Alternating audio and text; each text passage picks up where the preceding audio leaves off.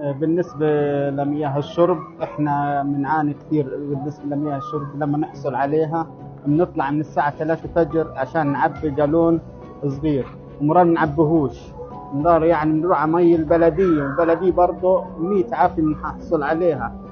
بالمرة الوضع صعب كثير، مرات باليومين ثلاثة لما يلحقنا الدور، لأنه مش إحنا لحالنا، كل الناس بتجي لفش لنقطة هان هي الوحيدة بتعبي هي مية الشرب.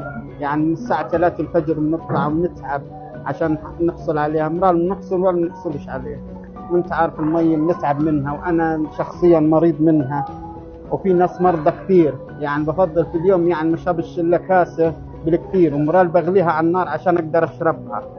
اجي على الساعة 3 دور كثير وعشان مريض، والناس برضه نفس النسوان والرجال ما يقدروش، نرجع زي ما احنا فاضيين ما نقدرش نعبيه.